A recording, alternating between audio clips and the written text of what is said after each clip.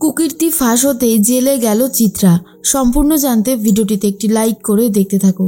গল্পের শুরুতেই দেখা যায় যে চিত্রা ভয় পেয়ে গেছে, কারণ চিত্রা যখনই কথার হার্বাল প্রোডাক্টে কাচের গুঁড়ো মেশাতে যাচ্ছিল ঠিক তখনই অগ্নি এসে ধরে নেয় আর বলে, তুমি এটা কি করতে যাচ্ছিলে মেজমা?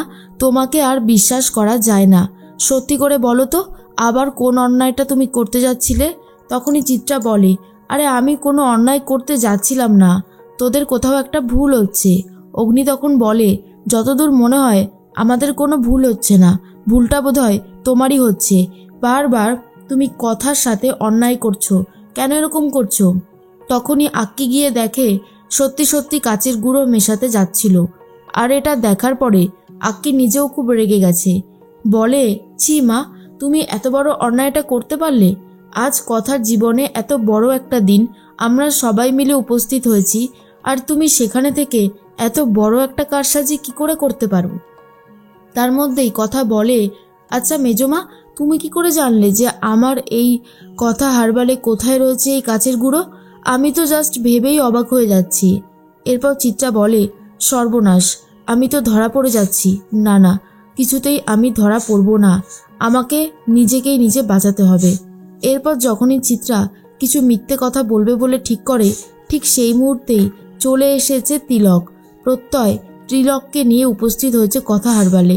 আর তখনই অগ্নি বলে, এই তো তিলক এখানে এসে গেছে, এবারে সত্যিটা তিলক স্বীকার করবে। তখনই তিলক বলে, আমি যখন জেলে ছিলাম তখন থেকেই আমি ভাবতাম কবে এই অপরাধের বোধ আমার মধ্যে রইল, আর তখন থেকেই ঠিক করেছিলাম কথা ম্যাডামের সামনে এসে সমস্ত সত্যি স্বীকার করব। সমস্যাটা হচ্ছে আপনাদের পরিবারেরই একজন, যে বারবার আপনাদেরকে বিপদে ফেলার চেষ্টা করছে। এমনকি আমাকেও সেই নিয়োগ করেছিল কিরিটি চুরি করার জন্য। তারপরে অগ্নি স্যারের ঘরে যে 50 লক্ষ টাকা ছিল, সেটা সম্পর্কে তো আমি কিছু জানতামই না, কিন্তু আপনাদের বাড়ির সেই ব্যক্তিটাই আমাকে জানিয়েছিল আর বলেছিল 50 লক্ষ টাকা চুরি করে অগ্নি স্যারকে কোণঠাসা করে দিতে। এসব শোনার পর অগ্নির ধৈর্য শক্তি একদমই কমে যায় আর তিলককে মারতে যায়। বলে, শোন তিলক, তুই যদি সত্যিটা এখন না বলিস তাহলে আমার ধৈর্য কিন্তু কমে গেছে, আমি তোকে এক্ষুনি শেষ করে দেব।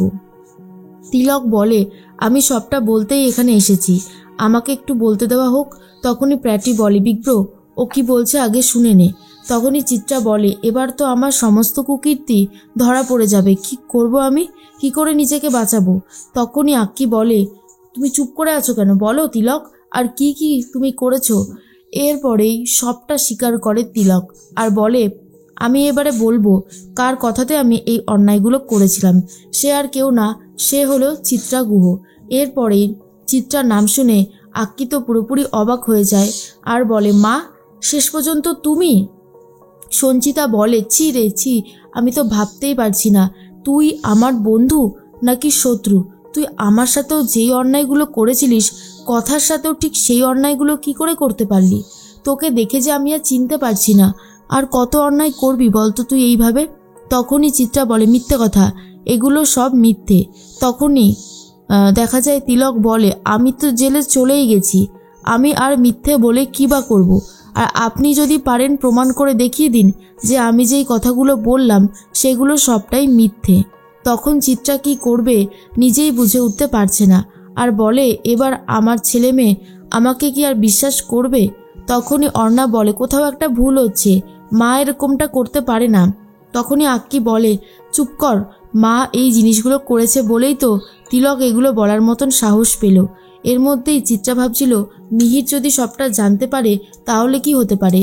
তখন ছোটকা বলে, ভাগ্যিস বাবা মা এখনো সত্যিটা জানে না, যখন সত্যিটা জানতে পারবে তখন তারা অনেক কষ্ট পাবে যে পরিবারের বউ হয়ে তুমি আমাদের পরিবারের এত খারাপ অবস্থা করেছো, এত ক্ষতি করার চেষ্টা করেছো। তখনই চিত্রা ভাবে, এবারে তার সব কিছুই চলে গেল, আর সেটা শুধুমাত্র এই কথার জন্য আর এই তিলকের জন্য, এদেরকে কাউকে ছাড়বে না। তখনই অগ্নি বলে, মেজমা, তুমি মায়ের সাথে অন্যায় করেছিলে, আমি তোমাকে কিছু বলিনি, কিন্তু তুমি সেই একই অন্যায় কথার সাথে করেছো, তাই এবারে আর তোমার কোনো ক্ষমা নেই। তখনই আক্কি বলে, প্যাটি, প্রায়টি এটা যে কেউ করলে তো তুই অ্যারেস্ট করতিস। যা যা তুই এক্ষুনি অ্যারেস্ট কর, মিসেস চিত্রা গুহকে অ্যারেস্ট করে নিয়ে যা। তখনই ছোটকা বলে, একদমই ঠিক কথা, মেজ বৌদি আমাদের পরিবারে থাকলে আবারও আমাদের পরিবারের কারোর না কারোর ক্ষতি করার চেষ্টা করবে। তখনই অগ্নি বলে, জানো মেজমা, কথা আমাকে বলেছিল যে তুমি এই পরিবারের ক্ষতি করতে চাও। আমি বিশ্বাস করিনি কথার কথা, কিন্তু আজকে পুরোপুরি নিজের চোখের সামনে প্রমাণ দেখতে পাচ্ছি। কি করে যে তুমি করতে পারলে, একবারও ভাবলে না যে এইচওএফ কি ভাববে? আমার যতদূর মনে হয় এইচওএফ তো তোমাকে সবসময় ভরসা করতো, তুমি সেই ভরসার জায়গাটা কোথাও একটা নাড়িয়ে দিয়েছো। তিলক বলে, উনি কোনোদিনও আপনার পরিবারের ভালো চাননি। কথা ম্যাডামকে কি করে শেষ করবে, কথা ম্যাডামকে কি করে অপদস্থ করবে, সব সময় সেটাই প্ল্যান করতো, আর আমাকেও সেভাবেই ইনস্ট্রাকশন দিত, তাই আমি জানতে পারলাম। এরপর চিত্রা আর কিছু বলার মতন অবস্থাতেই নেই। নীলাদ্রি বলে, আচ্ছা মেজমামি, আমার বোন আপনার কি ক্ষতি করেছে যে আপনি আমার বোনের সাথে এরকম ব্যবহার করেছেন? এইটা কিন্তু আপনি মোটেও ঠিক করেননি, আপনি কিন্তু সত্যিই অনেক বড় অন্যায় করেছেন। তখনই প্র্যাটি বলে, কিছু করার নেই মেজমিমিয়া, তোমাকে অ্যারেস্ট করতে বাধ্য হচ্ছি। এরপর চিত্রাকে অ্যারেস্ট করতেই অর্ণা তো খুবই কান্নাকাটি করতে থাকে, আর অর্ণাকে কোনোভাবেই সামলানো যায় না।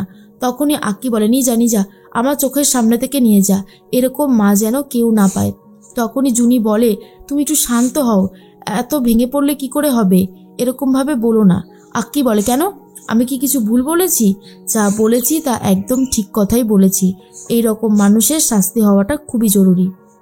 তখনই তিলককে দেখে চিত্রা বলে, তিলক, জেল থেকে তো আমি বেরোবই, তারপরে আমি তোমার খবর নেব, আর কথাকেও আমি ছাড়বো না। তিলক বলে, আগে বেরোন, তারপর না হয় এসব নিয়ে ভাবা যাবে। এরপর তো নিয়ে যাওয়া হয়। তখনই চিত্রা ভাবে, আমি তো বেরিয়ে আসবই আসবো। কথা ভাবছে, মেজমা, তোমাকে আমি আগেই সাবধান করেছিলাম, কিন্তু তুমি আমার কোনো কথাই শোনোনি। এখন বুঝতে পারছো তো, পাপ কখনো বাপকেও ছাড়ে না, সঠিক সময় তুমি শাস্তি পেতে চলেছ। অগ্নি তো খুবই ভেঙে পড়েছে।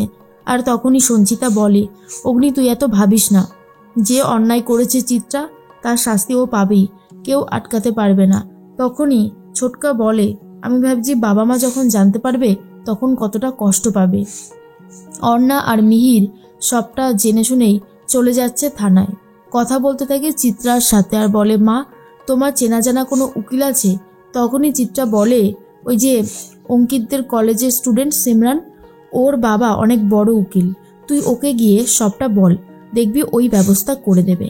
এদিকে জুনি আলপনা দিয়ে ঠাকুর ঘরে ঢুকতেই আলপনার উপরে জল ফেলে দেয়, আর এটা দেখার পরেই কথা ভাবে, তাহলে কি আবার কোনো বিপদ আসতে চলেছে, না হলে এরকমটা কেন হলো, আর কথা এটা নিয়ে বেশ ভয় পেয়ে রয়েছে।